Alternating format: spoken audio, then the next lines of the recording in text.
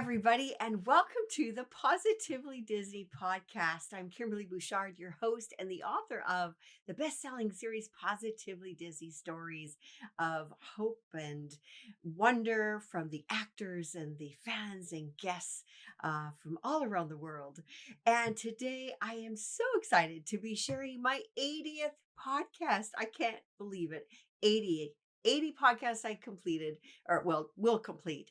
And funnily enough, today's color for the 80th podcast is ruby, very aptly for this show.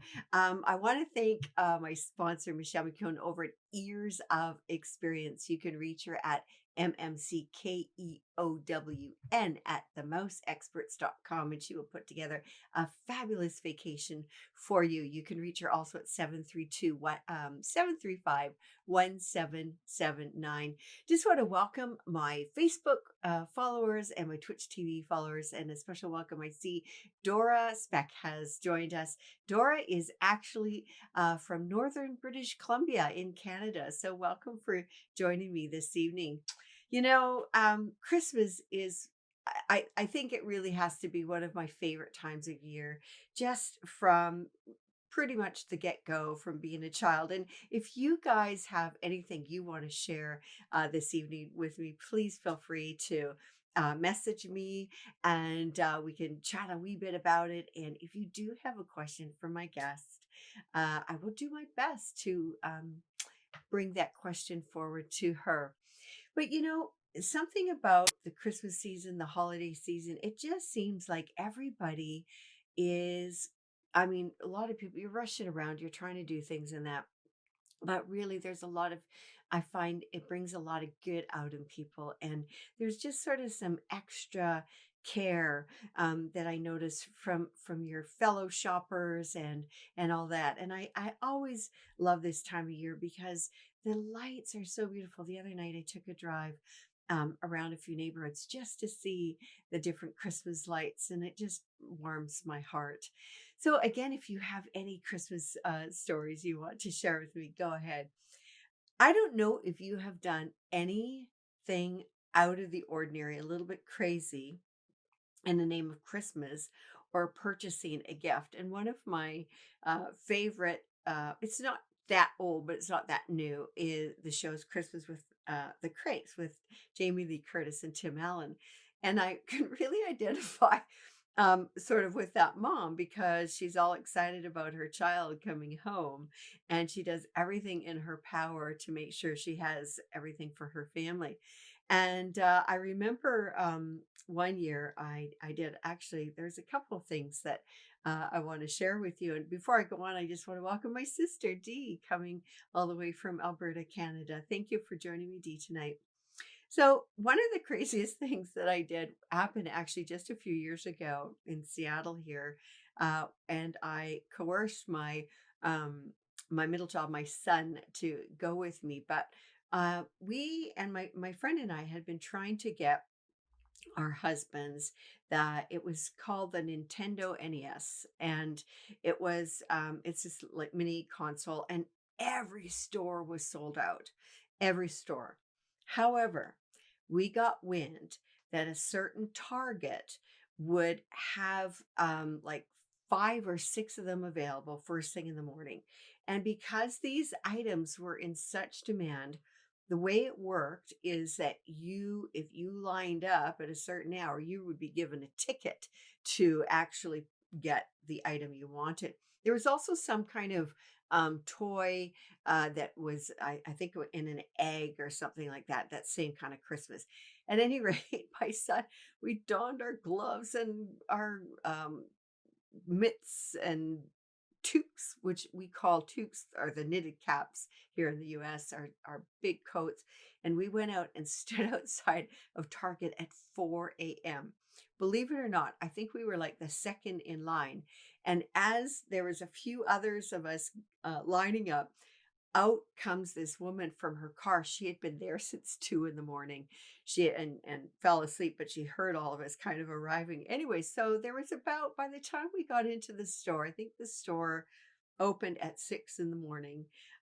There was probably about 8, 10 of us that had lined up. And it was all very strange because we were all given this ticket for whatever item we wanted. And as soon as the doors opened, we walked in and picked up our item. And that was something that I never, ever would have done. I never do the Christmas shopping after the Thanksgiving dinner and go out all hours of the day, or night, I should say, wee hours of the morning, to do my shopping. But that year I did. And something that made it a little extra special, besides sharing some really fun conversation with my son, is when we drove off, it started to snow. And it was just a perfect, fun opportunity to do something out of the ordinary so that we could get this particular item. Uh, I've done a few other things, and some things were planned, and some things were unexpectedly happening to me at the time that I will share when I have my guest on in a few minutes. But one thing, I don't know if you guys have ever seen the Nutcracker, but that was kind of a bit of a tradition in our family, especially when the children were younger. And I do have a daughter who wanted, well, we thought she wanted to try ballet, but what happened is that everybody that accompanied her to her ballet class did the ballet. She just watched us. So that included my mom, my husband, and myself, expecting her baby brother. At any rate, the Nutcracker must have made an impression on her this one year, because on Christmas morning, she decided to do a pirouette, a very fast, dangerous pirouette, unbeknownst to us. And she ended up falling into a shelf with a massive golf ball size lump on her head. So off we are to the ER. I still have the ER hospital bracelet saying December 25th. And I remember the very first thing you do if you get a bump, you ice it. And I remember counting 10 penguins or 10 elephants and just trying to keep her amused while I was trying to get that bump down. At any rate, we spent a good portion in the hospital. We finally got home, opened our gifts, and our guests were starting to arrive for Christmas dinner at 4 p.m. And we were just finishing up opening our presents. So that was kind of an interesting thing. So our daughter has a souvenir from the ER on the 25th. But we have some other stories that we're going to be sharing with our guests momentarily, and just having a nice little chat about her life. It's none other than Mousketeer Sherry, Sherry Alberoni Van Meter, and she's going to be on here. We're going to talk about her life as a Mousketeer, one of the original Mouseketeers, her life as an actress, and some of the things that we enjoy, favorite Christmas songs, favorite movies, and maybe a special Christmas gift from the past. And it's very interesting. I'm glad my sister is on here, because she and I shared actually a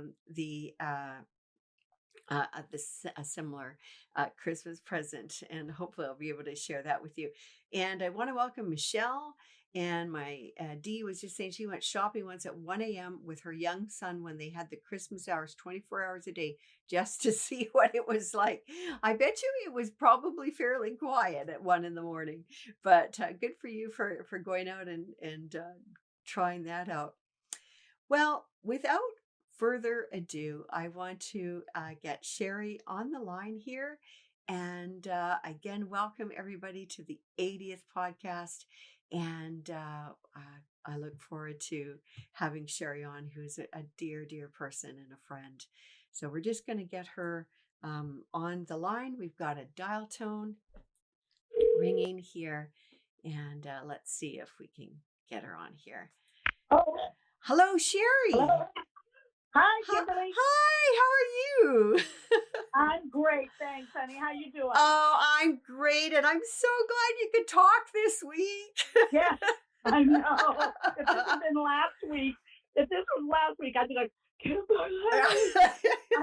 It was horrible. Oh my gosh. Yeah. That stuff is going around, and I'm just glad you're feeling better, Sherry. And thank you so much. I was just telling the audience, this is my 80th podcast, and it's very appropriate because ruby is the color, and we're talking Christmas things as well. And I just thought it's perfect. Thank you. Good.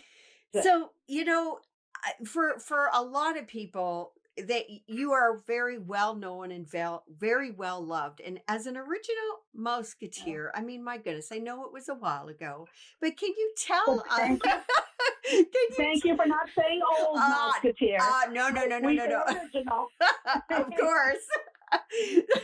Can you tell us a little bit about that time as a Sure. Mouseketeer?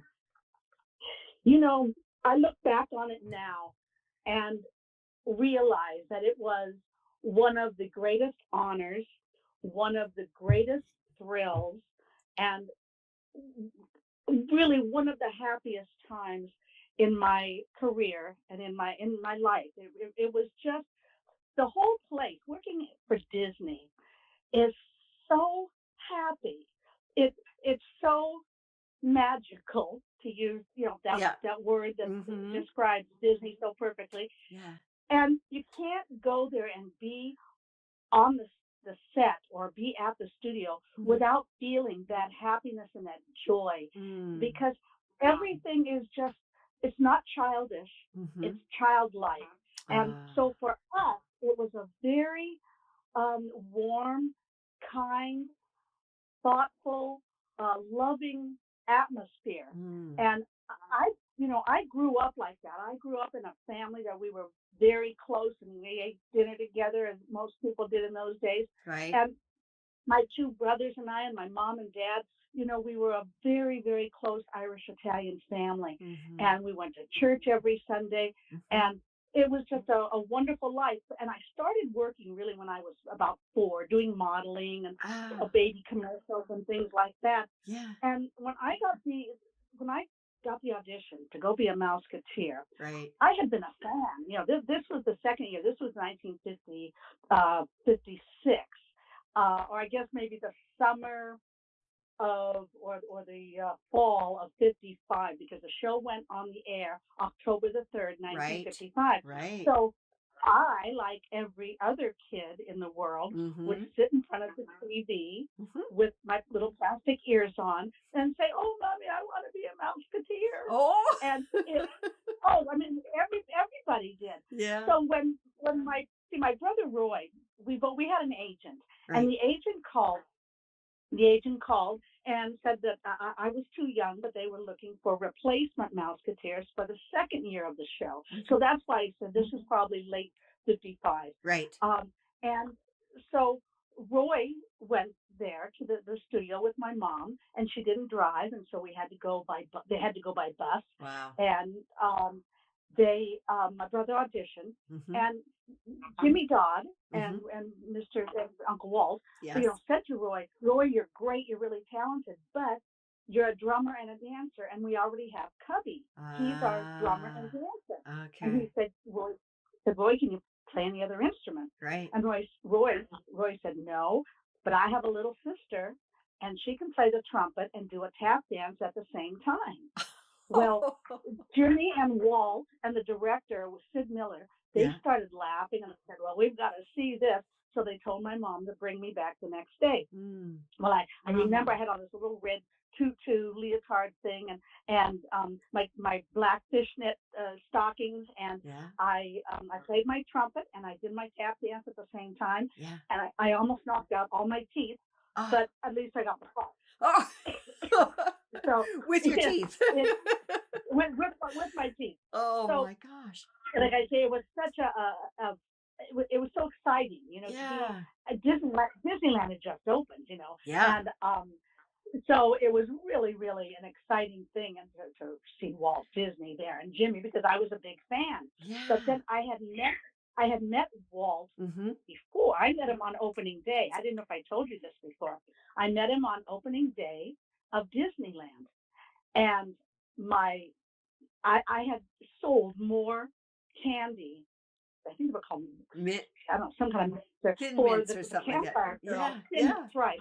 For the Campfire Girls, Yeah. Than any other kid in the state of California, and my prize was to be at Disneyland on opening day. Oh. And so, and to top that all off, to make an ice cream sundae for Walt Disney in the Carnation ice cream fountain. Oh, They're my on Main word. Street. Yeah. So we all go there, and they put me up on an apple box behind the ice cream fountain, Yeah. and it was so hot, as I know you know, it was so Yeah. miserably hot. Yeah. And all the photographers are in there, all smushed in together, and Mr. Disney comes walking in, and he comes behind the counter, and I'm introduced to him, and the photographers are yelling, "Walt, Sherry, look over here," you know. So I'm handing him this the ice cream sundae, and we're both holding it. And I look at it out of the corner of my eye, and it's melting down the sleeve of his beautiful suit. Oh my gosh. He was so gracious and so nice, and he just laughed it off, you know, took the jacket off, and we continued. But that was my first time. And then when I went to meet him, so when I went back from on that audition, I reminded him of it. I don't know how I was so clever, because I'm not that sharp now. But then I guess I was. Anyway, I reminded him, and we laughed, you know. And so then I became a Mouseketeer. And my first day at the studio, my mom and I, in my little uniform, my mom and I are walking down the Disney Drive, I think it was, and here comes Uncle Walt towards us. And he waves and he says, and I've got my name across my chest and my little blue pleated skirt on and my ears. And he points and waves and he says, "Mousketeer Sherry." And I squeezed my mom's hand and I said, "Mama, Uncle Walt knows my name." And she looked at me, "Oh, sweetheart, he can read."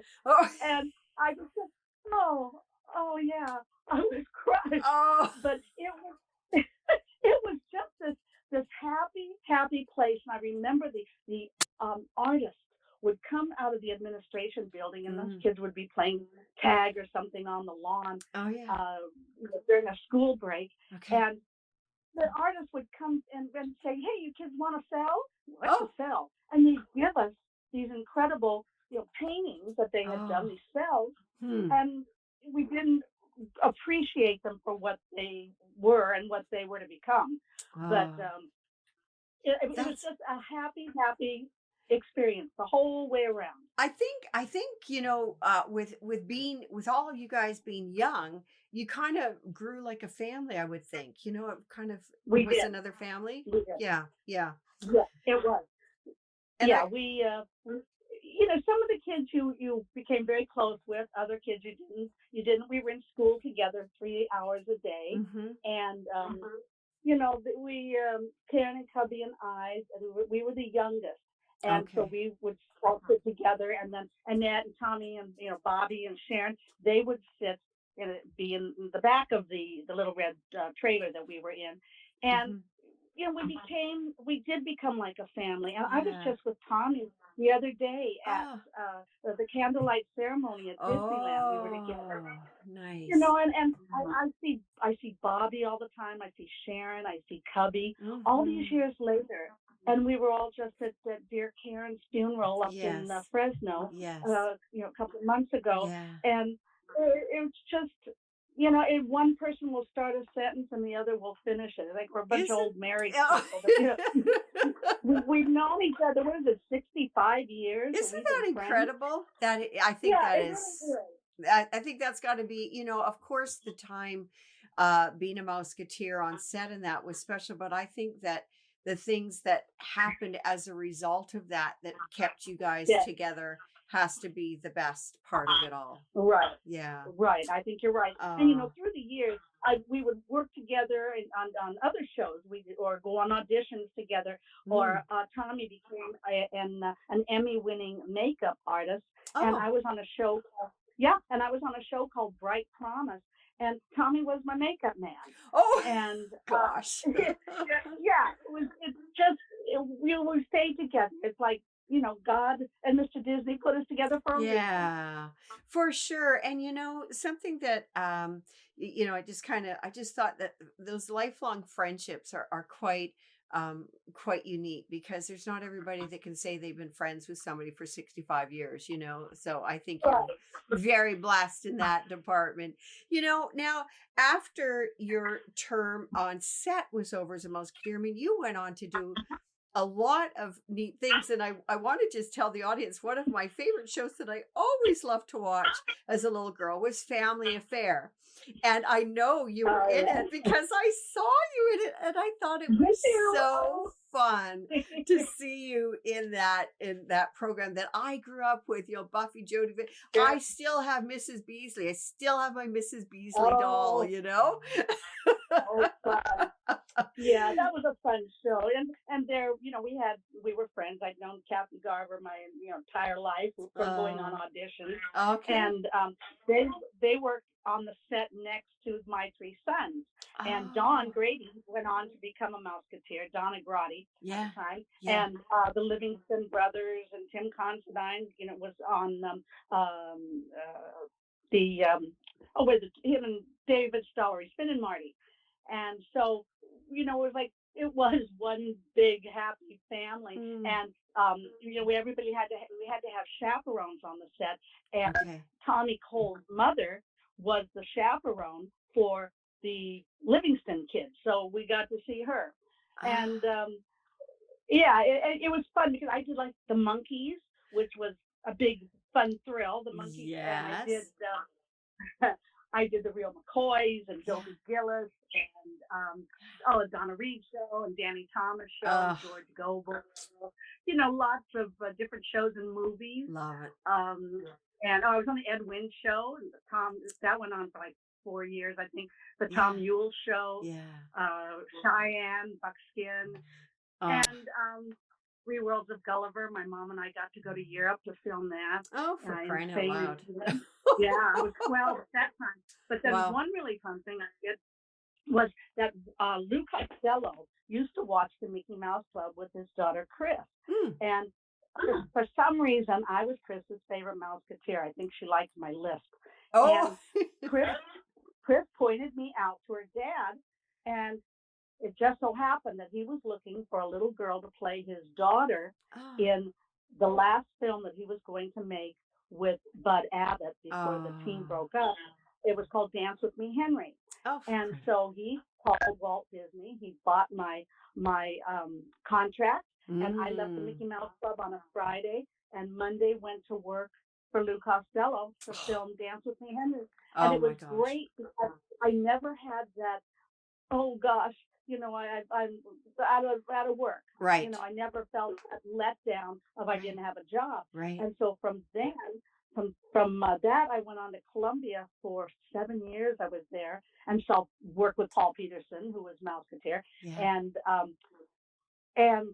made Three Worlds of Gulliver and did a lot of TV shows and movies there at Columbia, and then just continued working. So I was really very blessed and very very lucky. That's and for sure. Then when I wasn't working, I would go on an audition, and my mom would say to me, one of the biggest things I remember in my life, she would say to me, "Now listen, if you get this part, it's only because God wants you to get this part. It's not, it's not because you're better than the little girl next to you or more talented. It's just because you're supposed to get this part. And if you don't get the part, it isn't because you're not as cute or talented or smart. You're just not supposed to get this part. Love that. That's just it." Yeah, I love that. That's good for anybody, for anything, not just auditions, but for jobs, for dating, for just a variety of things. Very wise words. Yeah, it really was, and I kept that in my mind my entire life, and always listened to my mom and her advice and the way that she would raise me, my mom and my dad, and I think it kind of made me see Hollywood for what it is. It's a job. Right. It's not a life. Right. Your family is your life, and I'm very much of a God, family, country person, and it just made me I guess keep my feet on the ground. Right. And not be too impressed with myself. I remember one time I was about 16, and I guess I was being a smart mouth or something. And my mom called my agent, and she said, "Sherry won't be going on any more auditions until she learns respect." And I didn't go on auditions maybe 6 months. Oh, Yeah. So wow. that was another good one that my mom, Big she lesson she there. did. Yeah. Oh my Yeah, goodness. yeah. Well, so something that I just wanted to ask to segue a little bit into the Christmas season here. But now Oh. you were there with for the full year with the Mouseketeers. Now, did Hmm. you film over the holiday season? Did you have a Christmas with the Mouseketeers at all, or But the Christmas special or I anything? know that we worked up until about 2 weeks before Christmas Oh, because okay. my birthday is December the 4th, Oh, and well, so happy belated yeah. birthday. Thank you. It's funny because it's also my husband's birthday and it's Oh, also our wedding anniversary. oh, well, you How's got that it one? all done in Yeah, one day. in Wow. one day, right? Easy to remember. But That's great. so we would work up until then, and then they would take a break for the holidays and come back after New Year's. Mm. But we had parties. Roy Williams, the big Mousketeer, he would have at his home with his wonderful wife. They would have the most wonderful swim parties for all of us. And Oh, whenever it was anyone's birthday or any celebration, he'd have a big cake with our name on it, and the backyard was all done up Hawaiian style with tiki lights oh, and nice. netting on the fence. And he was just a big kid himself, Hmm. and we just had a lot of fun. So there were lots of parties, um, and Christmas. Say Christmas has always been my favorite, very favorite holiday, and I'm Yeah. not just saying that. No, I was I know. as I said, at the candlelight ceremony the other night, and Ah, my husband and I, there are 10 of us. My two daughters, Casey yeah. and Kelly, Yeah. and their husbands, Abe and Drea, Yeah. and then each of them have a boy and a girl, Roma and Massimo, and Cole and Cora. Yeah. And they were all walking, and my husband and I were walking a little slower behind them, and I was Yeah. holding his arm, and I burst out crying. And he said, "What's the matter? Are Oh, you okay?" And I said, "I'm just so happy." I said, between the lights and the yeah. music and our family right there, this Mm. is just truly is the happiest time of the year, the happiest Yeah. time of all. Yeah. And it's Oh, and then hearing all that beautiful family music and the story of the Christ child. I mean, yeah. yeah, it was just it's Very magical. moving, very moving. Yeah, and to be able to spend it with family, absolutely. It's the absolute best. I was just curious to know because I've done the processional a little bit at Walt Disney World a few times. Where is it in Disneyland, Sherry? It is the orchestra is sitting on chairs in front of uh, the train station, and then the steps Oh, go up, okay. and that is filled with the choir, and then up on Ah, top of the train station are the buglers, and then the audience is seated all there in the circle and oh, wow. in front of the train station. So it's Yeah. beautiful. Oh gosh, that sounds absolutely amazing. I know that um whenever I've been able to go to the processional, I mean that the story is so beautiful and the talent of the local musicians is absolutely phenomenal. I'm so glad you got to do that and to be able to share that with us cuz yeah, now is that a tradition of yours or is that It sort of is. oh, is it? We have a dear friend who we've done a million shows for at Disney and marketing and events for, and she always invites us and our families. So Nice. the 10 of us, the 10 of Tommy's family. Bobby's got 13, Oh so Bobby's gosh. usually there. Cubbies come down. Yeah, it's really fun, and we Gee. all sit there together and laugh and cry. Yeah, of course. That's absolutely amazing. I was just wondering now, I mean, your grandchildren and your children grew up with your family and your dynamic and Christmas and that. But what was Christmas like for you as a child, Sherry? Because I mean, you were very busy as a young child. So I was just curious to know what kind of things did you do for your Christmases? Well, we always went to mass. We're Right. Catholic, and Yeah. we always would go to mass first thing, And then my mom would make the turkey, the traditional turkey and mashed potatoes and gravy and all of that. And we would, my family, I made more money at that time when I was a child. I made more money than my father did. Oh, But wow. all of my money was put into an secured account for me that I didn't get until I was 21. Okay. And it was, we had to go to court down to downtown Los Angeles, and we had to be interviewed by a doctor, and he'd look at our fingernails and see if we did our nails, and he would say, are you nervous, or are you, see if we were high strung or whatever. Yeah. Yeah, and if are you being forced to work and things like that. Yeah. And so that was how we got our work permits for the state of California. And we I don't know, we just how do I say this? It was our Disney was very, and all of the studios were very aware of the holidays. And they would close down. They closed down for a couple of weeks, and people just they didn't work. Right. We would, and it was fun because we'd always do the Christmas Lane parade in Hollywood, on Hollywood Boulevard. Oh. Yeah, that was a big Christmas Lane parade. Nice. So it was always very, very festive. But my mom and dad, they celebrated everything. 4th of July was big. Easter, of course, was a big, important religious holiday for us. And, the Easter egg hunt and all. So Christmas, that was just the culmination of a year of fun and joy and happiness, but always remembering why we have presents under the tree. Yeah. Because, my daddy goes out and works hard to earn the money to buy them for us. And a lot of times my dad, I remember when I was a little girl, he would make me, like he made a cradle for my doll. Oh. And he made a dollhouse out of wood. Oh my gosh.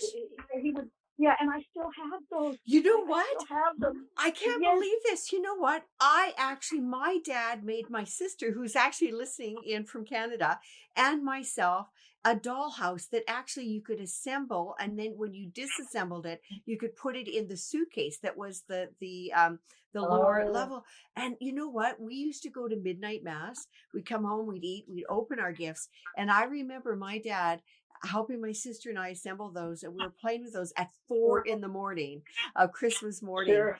And I still have it. I mean, it weighs a ton. Oh, isn't it a treasure? I know. My dad made this, and we would use like wallpaper samples and little beads and do the decorations inside with the furniture and all that. I absolutely loved it. Like it was kind of tall. It was a 2-story that your Barbies could fit in, but right. Oh my gosh. But I'll never forget, when I realized the time nowadays, I thought, I really felt bad for my mom because she got up, every Christmas morning to make sure that turkey got ready, because it took forever to do, right? But we had, oh my gosh, you got a dollhouse too. I know it. Sure. I can't believe that I still have that. Yeah. Of the treasures. Yeah. And when you see your children playing with them. Oh, and then you see your grandchildren playing with them. Oh gosh. It's just treasure. Wow. And I'm so glad you have yours too. Yeah. That's fun. Yeah. I'll have to get a photo of it when I get it out, because it's not set up or anything, but I have a wee bit of time during the holidays. I might just set that up for old times, so just to show my kids again, and I'll snap a photo and send it to you, because it was it's my dad, is gone, and so it's just one of those special Christmas memories I have. I'm just curious. So I mean, that is such an amazing Christmas present. Do you have any other sort of Christmas memories that stand out? Because I know what you guys just did the other day with the processional is going to be, one of those memories for forever, of course. But do you have any other things that might have happened during the Christmas season that were pretty special? Well, I think going to the New Year's Day Rose Parade, we would do that as a family, and go and sit in the on the curb and be freezing, and Oh. my mom probably, brought a little flask to keep warm or Yeah, something, yeah. and a thermos of hot chocolate for us kids. Yeah. But I remember we always did that, and we always, my brothers and I would play with our games and and our toys. And my mom played the piano, and so she was a Nice. great piano player, and she played all by ear. And she would play Christmas songs, and we'd all stand around the piano and sing. And I loved that. Yeah. I just loved it. That is something that, all of us, I think at one time took Christmas or lessons, and my favorite Christmas songs, and I could play on the piano, whether they were rudimentary or not, but that was something that I enjoyed as well. So let's talk about favorite Christmas songs. Do you have any favorite Christmas songs, Sherry? Well, the one that just breaks me up is "I'll Be Home for Christmas." I love it. Yeah. That's a good one. I love that song. And, that's a little newer than the ones as a kid. Of course, the George Michael's Last Christmas. I love that one. Yeah. But I think Jingle Bells and Rudolph. And my mom always loved Grandma Got Run Over by a Reindeer. My mom too, actually. That was so funny when that came out. Oh my gosh. Yeah, so what I always like Bing Crosby's, I'm Dreaming of White Christmas. That's kind of a standard classic that I will love forever, But one of the more modern ones, Mary, Did You Know? Have you heard that? Oh my yes, gosh. Isn't that beautiful? I know. It's so good. I can't think of who it is, but on some YouTube thing of these young kids singing that a cappella, and it just gives you the shivers. It's so beautiful. Yeah. I think it's Pentatonix. I think that's who they are. That that's right. That sing it. Yeah. Another. I really love Carol of the Bells too. I really love that song. I think that's gorgeous. They did that the other night. Did they? At the candlelight, and then they had the bell players up there, and it was beautiful. I love the bells, but I have no clue for the life of me how do they know when to ring what bell when? I have no clue. I'm always amazed at that. I'd be up there ringing it, and they'd be saying, "Cut it." Yeah, I wouldn't know. Yeah, I know. Me neither. Okay, Christmas movies. What are some of your favorite Christmas movies? Oh gosh, Miracle on 34th. Me too. Original, the original one. Oh, I know. The original. Yes. With Natalie Wood, right? Was the little girl in that? Wasn't she? Yeah. Such a beautiful little child. Yes. I think that one. I think White Christmas. Yes. With Rosemary Clooney. Yes. And Mitzi Gaynor. It's hard to believe that it wasn't she. Was she George Clooney's aunt? Or was she? Yeah. Okay. All right. Yeah, she was. And she had a daughter, a niece. Was she a niece? I think it was her niece, B.J. Clooney. And I did a movie with her, and then I went to her Christmas party at Rosemary's house. And it was so cool. Yeah, the BJ invited my husband and I, and it was so cool because there's Rosemary Clooney and Bing Crosby and all of these people, Mel Ferrar, standing around. They had a professional piano player, and they're all standing around the piano, and they're singing, and it was like, wow, my word. And you're young and stupid. I guess I was in my 20s or something. Late 20s maybe, and at the time it's just like being when I was a Mouseketeer. At the time, it's like, oh yeah, that's really cool. That's neat. But now I look back and I say, oh my gosh, what a gift! Wow, what a gift from God. And it was the same thing being there, listening to Rosemary Clooney sing in her house. Oh my gosh. I love White Christmas. I love watching that movie. I know another one that I don't think my kids like to watch it. Well, when they were younger they did it because it took forever, but what was it? James Stewart in it. Why do I forget this one? It's a Wonderful Life, right? It's a Wonderful Yes, Life. yeah, Yes, yeah. yes. Love that. Love that movie. And I don't know about you. I'm sure you grew up, your children grew up with this as Charlie Brown's Christmas. It wasn't Christmas unless Charlie Yeah. Brown, Well, unless you want that, yeah, Yeah. of course. Oh, I Well, love that. talking about kids, I got to tell you this quick story. It's not Yeah. a Christmassy one, That's but okay. my granddaughter, she was Roma. She's 13 now, Mhm. but when she was born, I mean, I would babysit her almost every day when my daughter would go to work, Yeah. and I started her and then her brother together watching not Anchors Away, Singing in the Rain. Oh, Watching Singing in the Rain. nice. With Gene Kelly, Yes. Debbie Reynolds. Yeah. And so one day, and I mean, we would watch it as you do with little kids over and over. Oh, and yeah. every line, every song, So Roma goes to school, and the teacher there was talking to the kids, and she said, "Okay, what's your favorite color?" And Roma said red. And what's your favorite, whatever? And she would give the answer. And then the teacher said, "And do you have a favorite number?" And Roma put up her hand, and she said, "Make them laugh." Oh. And the From teacher that, asked her favorite number. Yeah. Yeah, you thought you'd say 4 or something. Yeah, She yeah. said, "Make them laugh." Yeah. So that's a good one for me. My little baby dolls. Isn't that fun? I was mentioning another movie to my audience. I don't know if you've seen it. I think it was done in the 90s with Jamie Lee Curtis and Tim Allen, Christmas with the Kranks. Have you seen that one? No. Oh no. my gosh. Is it good? It is. It's a riot. It really is a riot. I can just kind of relate with the whole thing with the daughter coming home and the Christmas party and all that. But yeah, it's fun. It's a fun chuckle, I would say. And another one Good. Okay. that I just saw in the theater, and I won't spoil it, but Last Christmas is a really, really good movie too. It's really good. it was way good. better than what I thought for some reason. The trailer really didn't do it justice, but it was really good. I can guarantee you that you will really love that one. And I'll probably hear back. But yeah, try to get it in the theater while it's still there. Yeah. Last Christmas, go with your daughters or your husband. Yeah. It's good. It's way better than what I thought it would be. Anyways, Christmas food. Do you have any like special? I know gingerbread is kind of big in our family because of my Austrian heritage, but what are kind of some foods that are treats, Christmas things?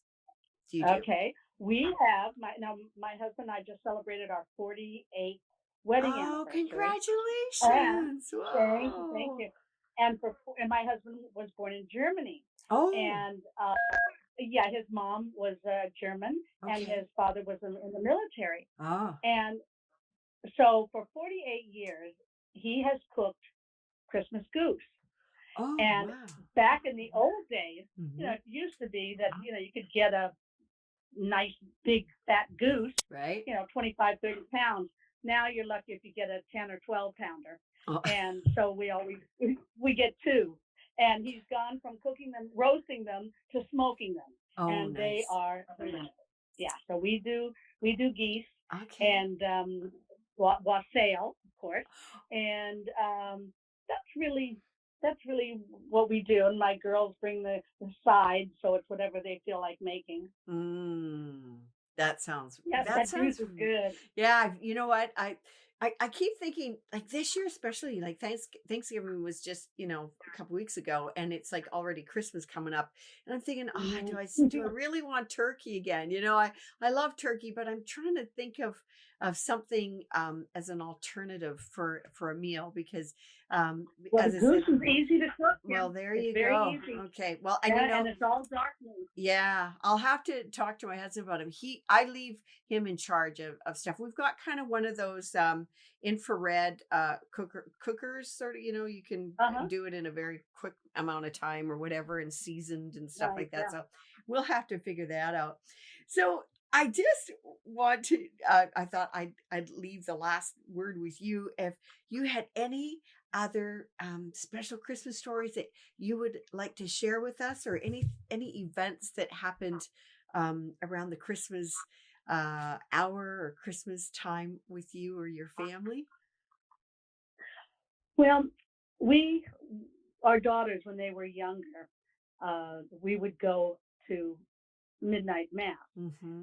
And we were very close with Bishop McFarland here in Orange County. He was the second bishop of Orange. And he spent every holiday with us. We were like his family. Nice. And yeah, we just, he was beloved to us. And he would invite us to midnight mass, and we would try so hard to stay awake. And it was always, my girls, and then one time we were and he'd always hold the front pew for us. Oh dear. And one night we were all four of us, we kind of dozed off. We didn't fall, lean over. Yeah. But I made a very loud snort. Oh. And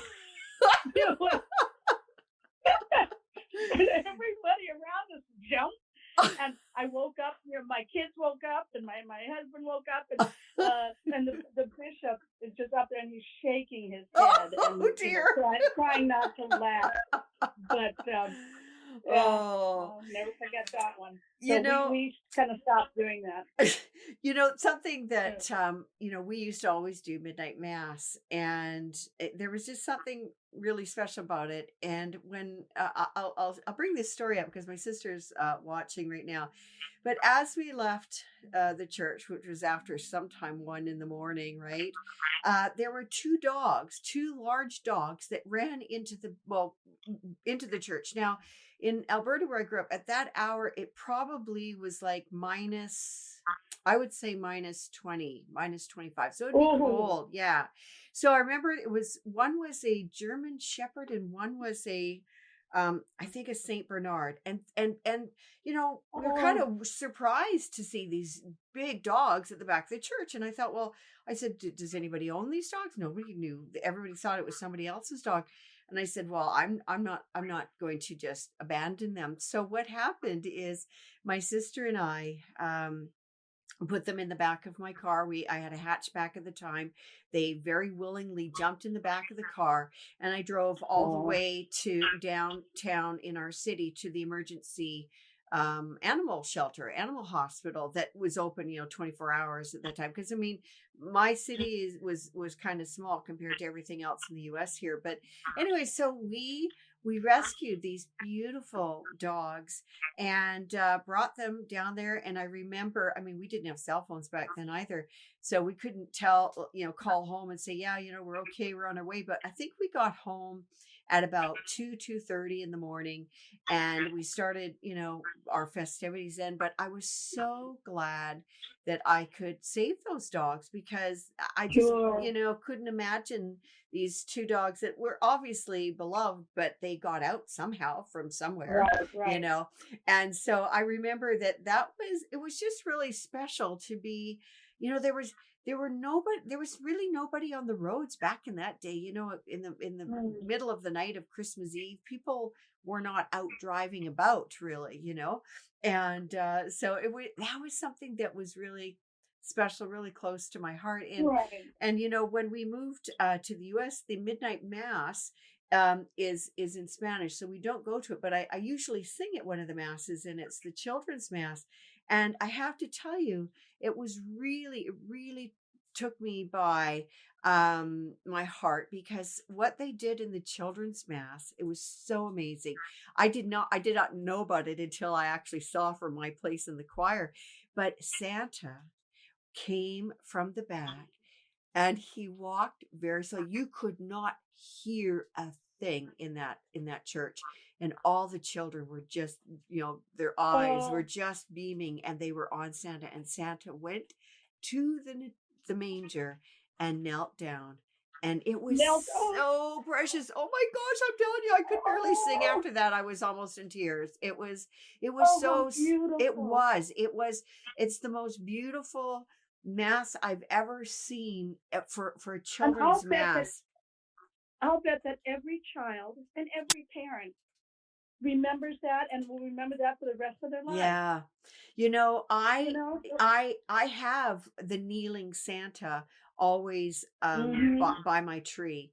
And when it was such a nice surprise to see that actually our church did something like that.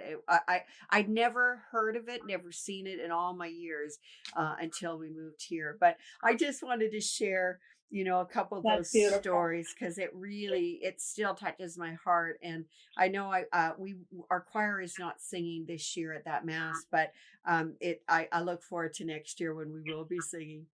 You know, Sherry, Yes. I just want to thank you so, so very much for coming on the show today and sharing some of your heart and your life, and it's just been absolutely wonderful. Well, thank you, Kim. And you better remember that promise you made to me that you're going to come down and go to Disneyland with Yeah, me. I know. I've got You to. promised. I know. I know. I promise you I will do it in 2020 because the last time, Okay. we could not connect for other reasons, right? But I will. That would be such a joy. Anyways, you know what? I just want to wish you a Merry Christmas and just have a beautiful Oh, season. thank you, my friend. God bless you. God bless your family and your sister is listening from Canada, and to all your listeners. Merry Christmas, and Uh, and God bless you all. And we are so blessed to know our Lord and uh, Savior. Thank you We're so so blessed. much. God bless you too. Thank you, my friend. Okay. Take care. Okay, sweetheart. Bye bye. Merry Christmas. Merry Bye bye. Christmas. Oh my goodness. I just feel so special to be able to um I get to meet all the good people of the world, and it really sort of I have to get myself together here, but I'm so grateful that to know people like Sherry and to hear their stories with Walt and to hear their life. And she is just such a beautiful human being. And I just also want to thank all of you guys for joining me. And I know, John, you had a question about her stage name, Albroni, if it was a problem back being a Mouseketeer. And it actually wasn't. It was very endearing. And she will often go by her maiden name when she does. Experiences with the other Mouseketeers because people remember that particular last name. But something that Sherry had mentioned briefly is that her mom didn't drive, so for them to get on set, her dad would drop them off at Annette Funicello's house, and Annette and her would ride in the back seat to the set, and so Annette kind of became like her bigger sister. And I just think that is so neat. And I had never heard about her being at a party where Bing Crosby and Rosemary Clooney were just hanging around the piano singing. I mean, oh my gosh, that is just absolutely amazing. And of course, when you are younger and you're in the middle of things, you don't necessarily always remember that, you know, in the, you're not quite in the moment for remembering later. But I just think it was just I just really grateful. Thank you so much, you guys, for joining me tonight. This is our last show for the season. I'm actually looking forward to spending some time with my family. We are heading off to Disney's Alani on Saturday for some sunshine and some family time. And I just roped them all into learning a little bit of the ukulele. They offer some classes there, learning the ukulele and maybe some hula classes and things like that. But I want to wish you guys all just a wonderful holiday season. Merry Christmas. And we will see you in the new year. So for now, please take care, be safe, be well. God bless.